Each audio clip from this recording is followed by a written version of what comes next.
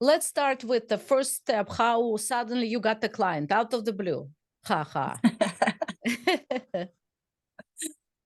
Tell us So, about it.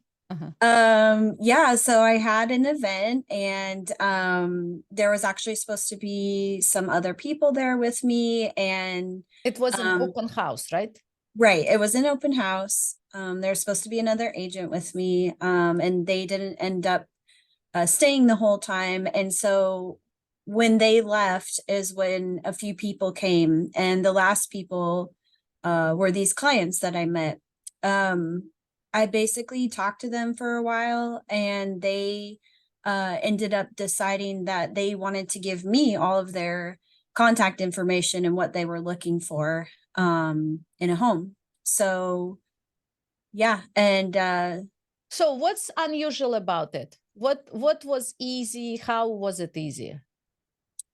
well, what's unusual is when not many people show up to an open house or a few people come at the end, the likelihood that you get a client isn't very high. And we always have said, like, even if you can take one lead away from an open house, that's a successful open house.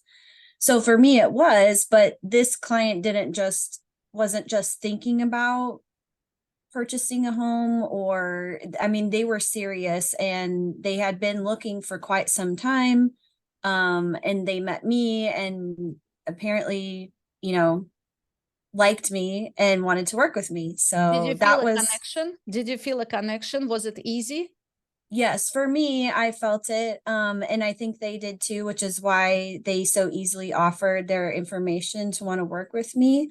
And again, not to say that that doesn't happen. It's just that it, like for me on this part of my journey, is how it happened. And it was easy, and the flow was there, and it just continued through the whole process Were quickly. you shocked? I wouldn't say I was shocked, but I was very I was delighted. I was glad and happy about it. Okay, So so let's look at the little details. So first of all, you said open house, if you just get one lead, and lead is not the client, lead is who knows, maybe or may not be a client. So right. here in that one open house, the other agent left, so you all by yourself to receive these clients, and they connected with you after, well, I would say short conversation, because obviously you didn't stay there a long time and they didn't interrogate you on Right. all, all the life like police would do. And so it was it was a short conversation. You immediately connected because well, if you connected, obviously they connected too. Otherwise, as you said, they could leave and forget about it.